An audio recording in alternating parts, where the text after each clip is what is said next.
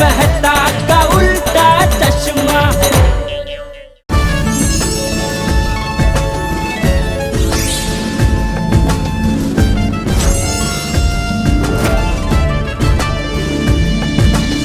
ये देखो बच्चों, ये वो स्थान है जहाँ पे महात्मा गांधी जी का जन्म हुआ था, जिसे आज कीर्ति मंदिर के नाम से जाना जाता है। और यहीं पे पास में कस्तूरबा जी रहती थी। कीर्ति मंदिर का निर्माण होने से पहले यहाँ पर इस जगह पे 3 मंजिला हवेली थी, जिसे महात्मा गांधी जी के परदादा यानी कि श्री हरजीवन रायदास जी ने 17वीं शताब्दी में खरीदा था। बाद में बापूजी को सम्मान देते हुए इस जगह की कायाकल्प करके यहाँ पे कीर्ति मंदिर का निर्माण हुआ, जिसका उद्घाटन हुआ था 1950 में हमारे सरदार वल्लभ भाई पटेल जी के हाथों। वाओ, इसका आर्किटेक्चर कितना सुंदर है ना। क्योंकि बेटा इस मंदिर के निर्माण में एक खास बात है। इस मंदिर के निर्माण में हिंदू, बुद्धिस्ट, जैन, पारसी, ईसाई और इस्लाम धर्म की वास्तुकलाओं का मिश्रण किया गया है। इसीलिए ये मंदिर सर्वधर्म समभाव का प्रतीक है। गांधी जी के 79 इयर्स के जीवन काल को ध्यान में रखते हुए इस मंदिर की लंबाई और चौड़ाई 79 फीट रखी गई है। वहाँ पे सत्य और अहिंसा भी लिखा हुआ है, देखो।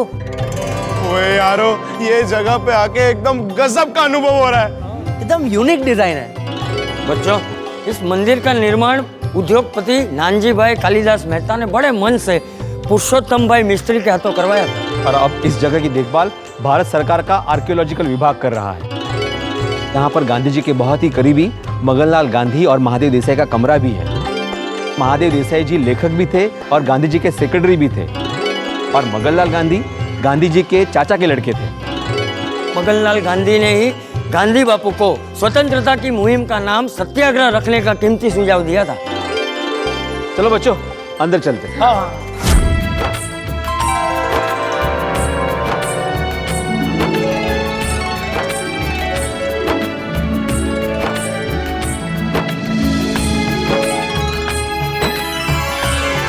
अरे बच्चों, ये देखो, गांधी जी का ओरिजिनल चश्मा।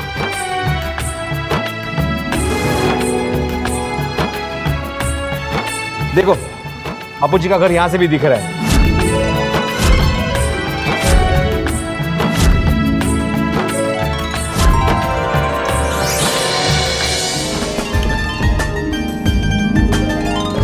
चलो बच्चों, अब हम वहां जाते हैं जहां पे गांधी बापू ने अपने स्कूल के साल बिताए हैं, राजकोट।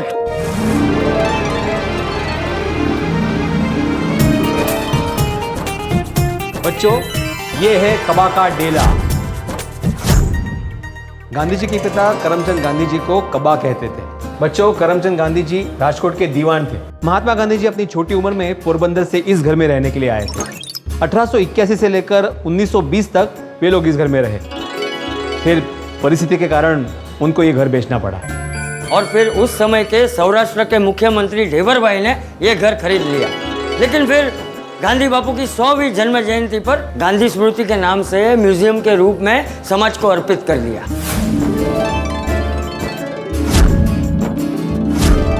जहां हम खड़े हैं ना, वो है गांधी बापू का कमरा। गांधी जी अपने स्कूल के दिनों में यहीं रहते थे। और बच्चों, तुम्हें पता है, जिंदगी में कभी भी शराब को और मांसाहार को ना छूने की और हमेशा सत्य बोलने की प्रतिज्ञा उन्होंने यहीं पे ली थी। और यहीं पे उनके मन में क्रांतिकारी विचारों का जन्म हुआ था। और फिर इसी घर से वो साउथ अफ्रीका गए थे पढ़ने के लिए।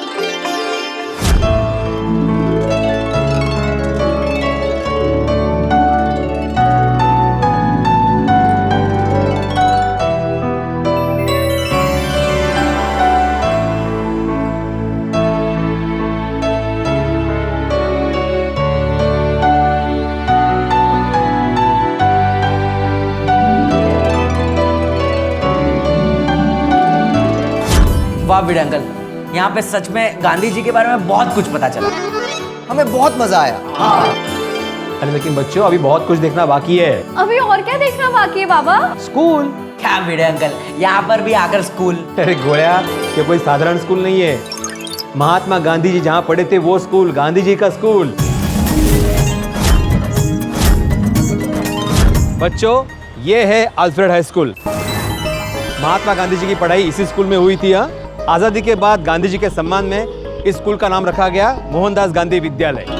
और बच्चों, पिछले साल ही राजकोट की महानगर पालिका ने इसे गांधी म्यूजियम का रूप दिया है, जिसका उद्घाटन हमारे माननीय प्रधानमंत्री श्री नरेंद्र मोदी जी ने किया। तो चलिए ना जल्दी से अंदर जाके देखते हैं। हाँ चलो चलो, मैंने तो टिकट्स भी ले लिए है, चलो।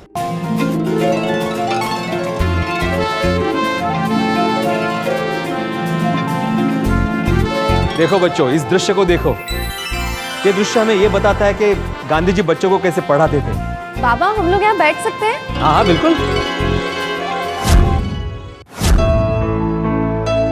देखो बच्चों, गांधी बापू ने अपना बचपन यहाँ पर बिताया था और अपनी स्कूल की पूरी पढ़ाई भी उन्होंने यहीं पर की थी। 18 साल की उम्र तक यहाँ पर पढ़ाई करने के बाद फिर आगे की पढ़ाई करने के लिए गांधी जी भावनगर और मुंबई गए, और हाँ, फिर बैरिस्टर बनने के लिए वो लंदन गए।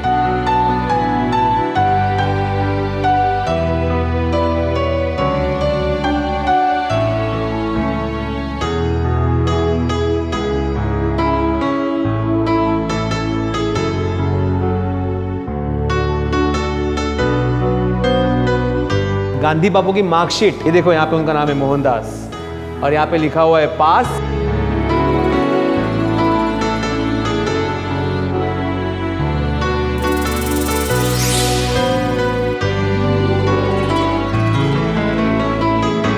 हमने गांधी जी का जन्म स्थल, घर, स्कूल ये सब तो देख लिया है।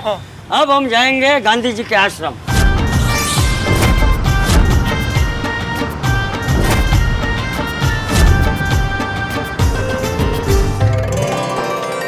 आओ बच्चों, आओ। ये देखो, ये है गांधी जी का कोचरब आश्रम। ये गांधी जी का देश का सबसे पहला आश्रम है। मतलब अहमदाबाद में गांधी जी के 2 आश्रम हैं? हाँ, इसकी स्थापना साबरमती आश्रम से भी पहले हुई थी 1915 में। यहाँ पर लोगों को स्वावलंबन, समानता, सादगी, शिक्षण जैसी आंतरिक और आर्थिक उन्नति से जुड़ी चीजों का प्रशिक्षण दिया जाता था। और इन सब प्रवृत्तियों के लिए जगह कम पड़ने की वजह से गांधी जी ने साबरमती आश्रम की स्थापना की। और हाँ बच्चों, ये वो भूमि है जहाँ पर गांधी जी को सरदार वल्लभ भाई पटेल मिले थे और हमारे देश को दूसरे महापुरुष की प्राप्ति हुई थी। Wow, this is so interesting. और हाँ बच्चों, आश्रम में नौकर ना रखने का आग्रह था, इसलिए खाना बनाना, पानी भरना, सफाई करना, ये सभी काम आश्रमवासी खुद किया करते थे। चलो अंदर चलते हैं। साउथ अफ्रीका से वापस लौटने के बाद गांधी जी ने भारत में अपना पहला आश्रम बनाने के लिए अहमदाबाद को चुना और इसी कोचरब आश्रम से भारत में गांधी जी के सत्याग्रह के प्रवास की शुरुआत हुई।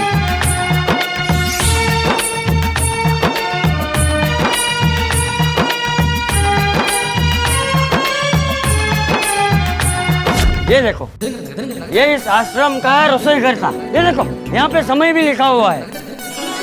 सुबह 6:30 से 7 के बीच में सुबह का नाश्ता, सुबह 10 से लेके 12 बजे के बीच में दोपहर का खाना, और रात का खाना तो देखो, उसका समय देखो, शाम को 5 से लेके 6 के बीच में खाना खा लेते थे। दादाजी, 6 बजे के बाद भूख लगे तो? उस जमाने में सब लोग जल्दी सो जाते थे और सुबह जल्दी 4 बजे उठ जाते थे। तभी क्या है ना बेटा कि ये मोबाइल, कंप्यूटर और टीवी वो सब नहीं था ना। हाँ तो बच्चों, मजा आया कि नहीं? हाँ दादाजी, बहुत मजा आया। हाँ तो चलो, अभी मैं तुमको ले चलता हूँ साबरमती आश्रम। यही है विश्वविख्यात साबरमती आश्रम, जहाँ से गांधी जी ने अपने नमक सत्याग्रह की शुरुआत की थी।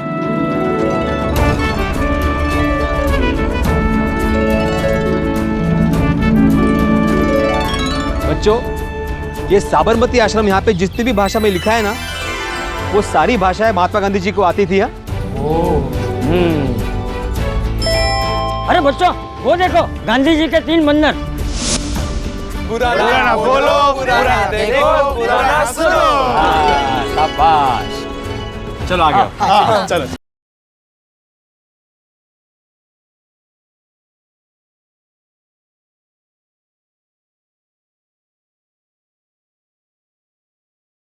वाह, साबरमती नदी तो एकदम पास में ही है। अरे इसीलिए तो गांधी बापू को साबरमती का संत भी कहते थे। ये आश्रम 100 साल पुराना है ना? बिल्कुल बिल्कुल सुनो बेटा, इस आश्रम की स्थापना हुई थी 1917 में। ये आश्रम हमेशा से देशवासियों के लिए, देश विदेश के बड़े बड़े नेताओं के लिए प्रेरणा स्रोत रहा है और स्वतंत्रता के कार्यों के लिए केंद्र बिंदु रहा है। गांधी बापू यहाँ पे लोगों में स्वतंत्रता जगाने के साथ साथ खेती, पशुपालन, ग्रामोद्योग जैसे रचनात्मक कार्य भी करते थे। ओए यार, मैं तो ये सब देखने के लिए बहुत एक्साइटेड हूँ। हाँ, चलिए चलिए, सबसे पहले गांधी जी का घर देखते हैं। चल बेटा। ये देखो बच्चों, ये है गांधी बापू का घर।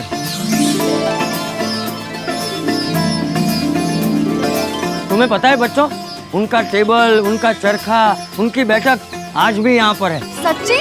हाँ, वो यहीं पे अपना सारा काम करते थे और यहीं पे सबसे मिलते थे। चाचा जी, वैसे हम कल्पना ही कर सकते हैं ना, गांधी जी ने यहाँ पर बैठकर कितने बड़े बड़े नेताओं के साथ चर्चाएं की होंगी, देश के हित में ऐतिहासिक निर्णय लिए होंगे। हाँ, बीड़ा अंकल, आपकी बातें सुनकर तो मेरे रोंगटे खड़े हो गए। हाँ वाह। वैसे टप्पू से ना, गांधी जी पूरे 12 साल यहाँ पे रहे। हाँ, वैसे बीड़ा अंकल, ये लोग क्या कर रहे हैं? ये लोग नमस्ते। ये आपको बताएंगी। हिंदू कैलेंडर के अनुसार भाद्रवद 12 को गांधी जी का जन्म हुआ था। गांधी जी चाहते थे कि उनका जन्मदिन चरखे के जन्मदिन के रूप में मनाया जाए, इसीलिए इस दिन को रेटिया बारस के नाम से जाना जाता है। आज भी इस दिन की याद में बच्चे यहाँ पर आते हैं और चरखा काटते हैं। वाह क्या बात। हम ये कर सकते हैं? हाँ हाँ, क्यों नहीं, चलिए आप मेरे साथ।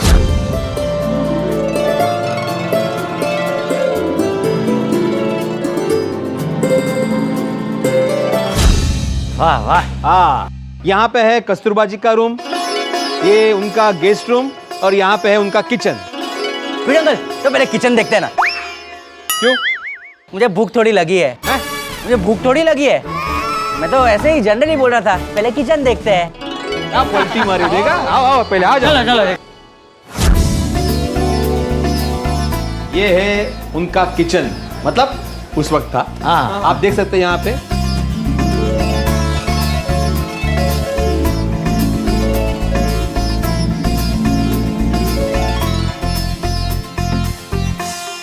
हाँ, ये देखो बच्चों, आचार्य श्री विनोबा भावे जी और मीरा बहन यहाँ पे रहते थे। ये उनकी कुटीर है। आ जाओ देखते हैं।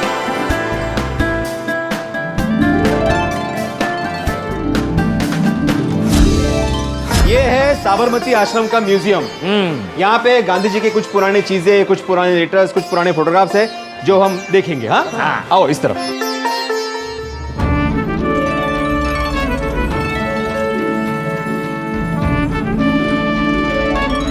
देखो बच्चों, ये है नमक सत्याग्रह का मॉडल। 12 मार्च 1930 को गांधी बापू ने नमक सत्याग्रह के लिए यहीं से दांडी कूच की थी।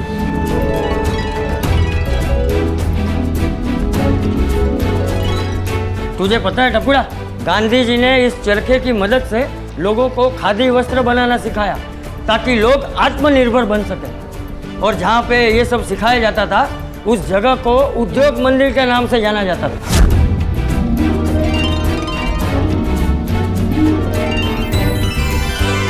वाह दादाजी, बहुत ही मजा आ गया। कोचरब आश्रम तो अच्छा था ही, ये साबरमती आश्रम भी बहुत अच्छा है। चलो चलो।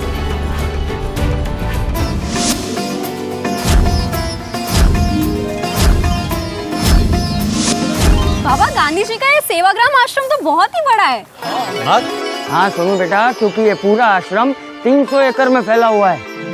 ओहो, पर महाराष्ट्र के इस वर्धा में गांधी जी का नाते सेवाग्राम आश्रम से कैसे जुड़ा? टप्पू बेटा, गांधी जी ग्रामीण निर्माण कार्यों के माध्यम से देश की सेवा करना चाहते थे और इसीलिए वो एक गांव में जाने की सोच रहे थे, जहां आश्रम बनाकर स्थानीय लोगों को उनके अपने सपने पूरा करने के लिए प्रशिक्षित किया जा सके। इस बीच गांधी जी के बेहद करीबी उद्योगपति जमनालाल बजाज ने उन्हें वर्धा से लगभग 4 मील दूर इस गांव में आश्रम की स्थापना करने का सुझाव दिया। गांधी जी ने इस प्रस्ताव का स्वीकार कर लिया और ये आश्रम 1936 में सेगांव गांव में स्थापित किया गया, जिसे बाद में सेवाग्राम आश्रम के नाम से जाना गया। तुम्हें पता है बच्चों, आजादी की लड़ाई में ये आश्रम बहुत सक्रिय था। चलो देखते हैं। चलो। चलो चलो चलो, मजा आ जाएगा। ये वो स्थान है जहाँ गांधी बापू अपने साथियों के साथ प्रार्थना करते थे। वो हमेशा कहते थे कि खुले आकाश के नीचे या खुला मैदान ही प्रार्थना के लिए उपयुक्त स्थान है। और उनकी प्रथा को कायम रखते हुए आज भी यहाँ हर रोज प्रार्थना होती है। वाह, क्या बात है। चलो बच्चों आओ। इस आश्रम की सबसे पहली कुटीर। शुरू में इस आश्रम में यही एक मकान था और तभी यहाँ स्नान घर और रसोई घर भी थे, इसलिए इसे आदि निवास कहते हैं। और 1942 के भारत छोड़ो आंदोलन की सभा भी यहीं पर हुई थी। आओ आओ। सत्ता का त्याग करके सेवा को अपनाते हुए महात्मा गांधी जी ने भारत के बिल्कुल केंद्र में वर्धा में सेवाग्राम आश्रम की स्थापना की थी। बच्चों ये देखो, ये है कस्तूरबा की कुटीर। बापू को मिलने के लिए जितनी भी महिलाएं आती थी ना, वो बा के साथ इसी कुटीर में रहती थी। ये है बापू कुटीर। बच्चों इस कुटीर को वैसे के वैसे ही रखा गया है जैसे वो उस जमाने में थी। यहाँ पे बापू की कई सारी चीजें भी है। आओ देखते हैं। हाँ, चप्पल निकालना बाहर। सेवाग्राम का सिर्फ एक ही उद्देश्य था, निस्वार्थ सेवा। ऐसी सेवा जिसमें न धन की लालसा हो, न सत्ता का मोह, केवल मानवता की सेवा। और इस सेवा के संदेश को भारत के केंद्र वर्धा में से पूरे भारत में फैलाया जाए। हाँ देखो बच्चों, यहाँ पे लिखा है गांधी जी का दफ्तर। ये है गांधी बापू का दफ्तर, जहाँ पे उनके सहयोगी काम करते थे। यहाँ पे उस जमाने का टाइपराइटर भी है। अच्छा भिड़े अंकल, मतलब आपके जमाने का? ये गोलिया उस वक्त में पैदा भी नहीं हुआ था। और यहाँ पे एक टेलीफोन बूथ भी है वर्ग का। भिड़े अंकल, टेलीफोन बूथ क्यों? क्योंकि टप्पू बापू गांव में बस गए थे, तो बापू और अंग्रेज सरकार का एक दूसरे से संपर्क करना मुश्किल हो गया था। तब अंग्रेज सरकार ने बापू को ये टेलीफोन उपलब्ध करवाया था। अरे वाह। आओ अंदर देखते आओ।